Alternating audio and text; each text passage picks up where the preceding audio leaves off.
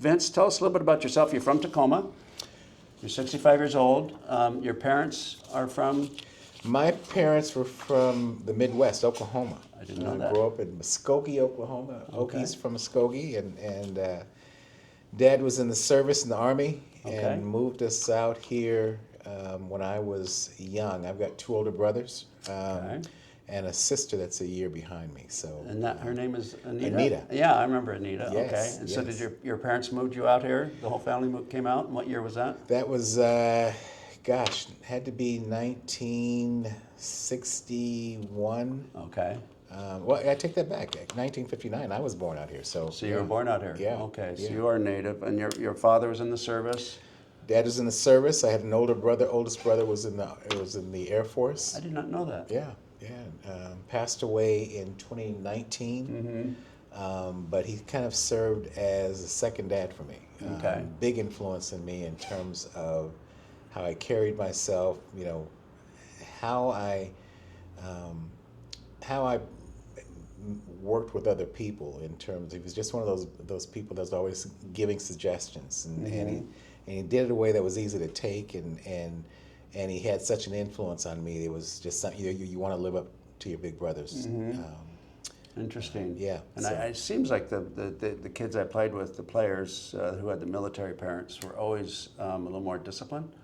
Yeah. Is that safe to say? That is safe to say. I think the discipline at an early age, I look back on that. I didn't realize it then, but I think that was probably the key for me. Vince Newsom? I think Vince Newsom's parents or father was Really? military. Yeah. And that was that dude had it together. Yes, he did. Yeah. Talking about discipline, yeah. Now, you won the 100-yard dash in the state of Washington, or were you in the top? I finished third in the state as a junior, as a city, yes, I was a city champion a couple of years. But that was one of those things that I didn't realize. One of the things that Coach James was looking for, and you know this, was speed. And not recognizing that was the key. One of the smartest things that happened to me was I had a track coach, that Jim Dolly, that talked me into track when I was actually thinking about walking away from it. I'd kind of gone through a growth spurt, and things were not as they were. I was getting beat by people I'd normally beat, but he stayed with me and made me run track, and it panned out as I turned into a senior. Kind of came back, to say the least. Yeah. And then on to the University of Washington. Did you take 6 recruiting visits with different schools? I did. And who else did you visit? Colorado State, Oregon, Wazoo, Oregon State. And then Washington. Yeah. And so you took all 6, and who recruited you when you came to Seattle? Skip Hall was mine. Yeah. How about the player? Doug Martin and Cliff Bethea. Funny story, and Abner Thomas was a big part of that. Glad you brought him up. Abner was in the service with my dad. I didn't know that. Yeah, and so he came to the house, excuse me, the first time, but he'd make it a point to come up to the school, my high school. Yeah. And a couple of times when the Oregon coach had come by, he would hide me out. He would, in a room and make sure that he stayed with me and kind of kept me away. The funny thing is, I almost went to. I thought about Oregon. I had a couple of friends, Vince Goldsmith, Vince Williams, Rick Price, who I went to school with. We're all going to. We went on a recruiting trip together. We all decided we're going to go to Oregon. Okay. Because of there's a couple of things. Gertrude and Doug Martin, I decided things might be a little better for me, might work out for me better at Washington. I felt like Washington was a program that was up and coming at the time. And Doug was just such a presence to me that I thought, I want to play with this guy instead of against this guy. And so, and then the last part was Gertrude provided a warmth, a personal level of the education that I didn't see at Oregon. And so for me, that was. So we had the beautiful city surrounded by water. You had the stadium on Mott Lake. You had the mascot was better than a beaver or a duck. Or a duck. Cougar's okay, but that's in Pullman. Right. But it all really came down to, and it's the same for me, is the people that recruited you, and their sincerity. And my Scott Fawcett, third string guard or center. Yeah. Brian Stone. Yep. Second string nose guard. They recruited me. No, Stanford, it was Elway, Vegas, Ferguson, Notre Dame. But here in Washington, guys that didn't even start. Right. And before I left, Brian said, "Well, I hope you come here. Best of luck wherever you go. But if you come here, we're going to the Rose Bowl next year." And Anthony told Jock, "If you come here, we're going to go to. Well, I got 2 years left, so we'll go to 2 Rose Bowls." He said. Exactly. I mean, it was the people. It was. Uh-huh. It always comes down to that. We're going to jump around a little bit here because I'm unorganized. So if I were to look at your playlist right now, what would be your song, your go-to song? Whoo, that's a good one.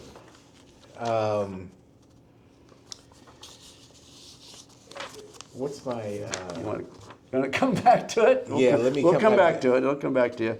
So to me, coming in as an 18-year-old from Oregon, and I see a Vince Coby, didn't know anything about you because you're just trying to survive yourself, and I think you were injured at that time, but you were so classy. I mean, you were never stirring it up. I saw you in the weight room all the time, and you must have been rehabbing from a knee. I didn't know your story so quickly here. Now I learned, the more I read about you, is you went to 3 Rose Bowls for the University of Washington, which is almost... I mean, we tried to figure out who else was. There's probably some linemen we're not thinking of. But right. Kyle Stevens, did we decide he was one? Kyle, I know, went to 2. I think Boots Carter and Carter. John Gardenhire. Kenny Gardner. Oh, John Gardner. Yeah. Okay, I thought you were referring to Kenny earlier. Yeah. So Big John. Okay. Big John. Yes. And then Boots. Okay, so there's 3. I don't think there's that many, and I'm not just talking Washington, but in the history of NCAA football, 3 Rose Bowls.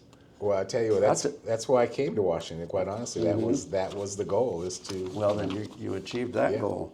You achieved that goal. So I was looking at your stats, 78, and I feel like I'm off a year for some reason. Cal, you had in 79. You had 97 yards against Cal, 3 touchdowns. USC, you had 103 yards. Wazoo 112, started in the Sun Bowl. But if we can back up to that USC game, because the only clip I saw of you on film was a 52-yard run against you. I think it was USC, am I correct? Yes. And you ran like a 4.2, and it was just jumped off the page, that run. And I had, like I said, I had no idea who you were, and then I saw that run, and I was like, oh my God, who is this guy? And so a knee injury, very common.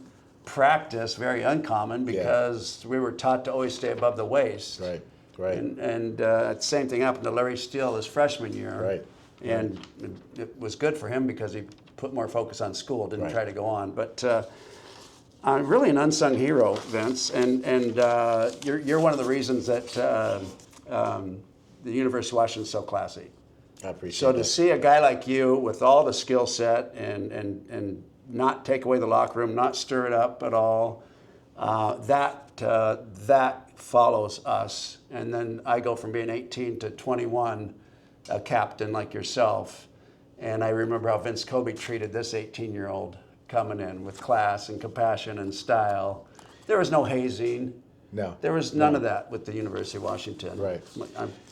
Well, the funny story I got to add to that, and I just shared this with him a couple weeks ago. My model at that time, coming in as a freshman, was Warren. Okay. Warren Moon. Perfect. I'll never forget, and I shared this story with him. He's walking. We're in the crew house, and he's walking in. And I don't know who Warren is at that point. I'm sitting with a bunch of guys, and I see this guy walk in. I'm thinking, who is that? And he's just got this classy way about him, and I'm thinking, who's that guy? And then somebody shares with me who he is and what he is to the team, and I thought, I want to be that guy when I get to be a senior.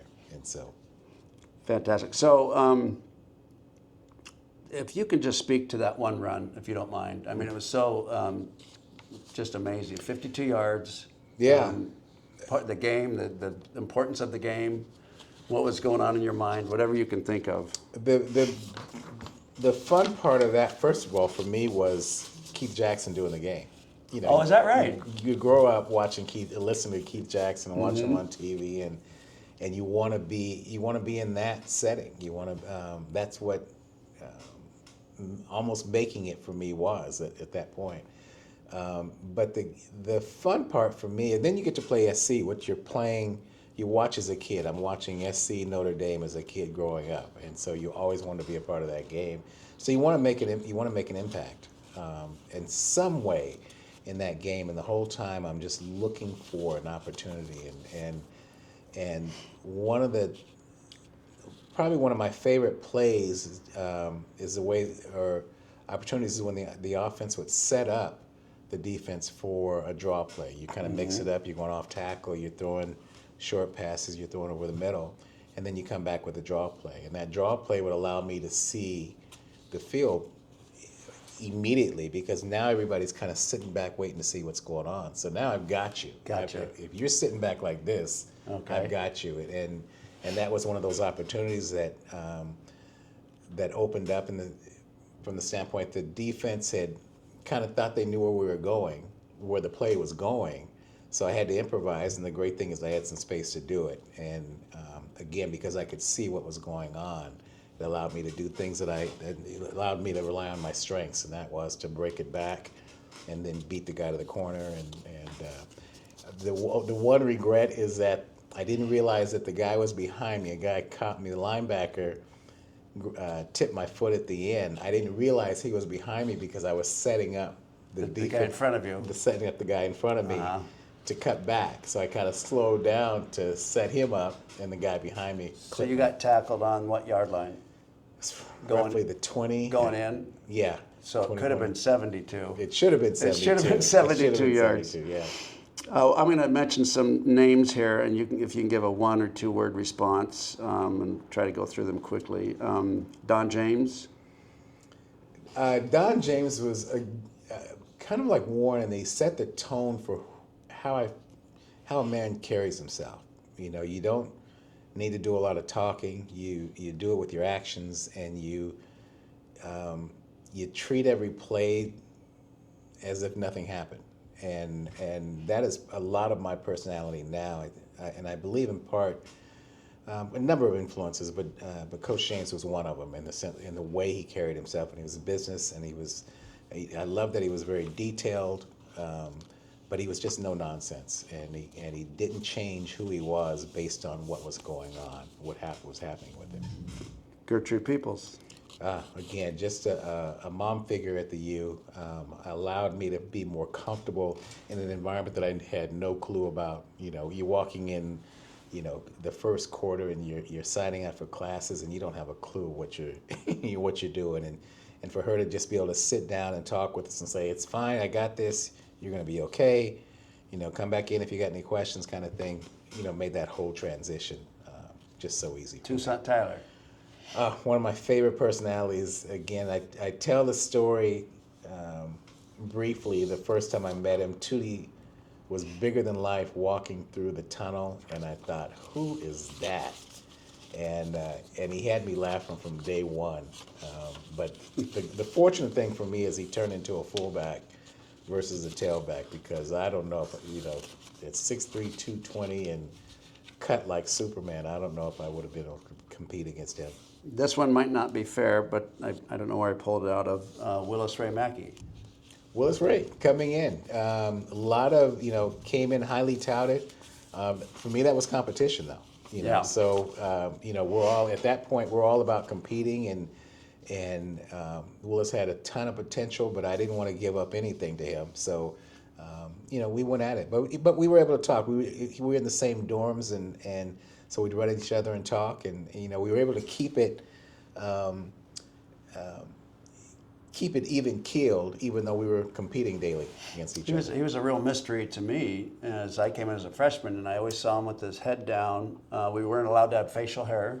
Right. And he had it. And right. He was walking through the cafeteria with facial hair, with the flip-flops on, and kind of had his head down all the time. And I'm like, what's with this guy? And then he was, and then I heard later that he was very close to Abner.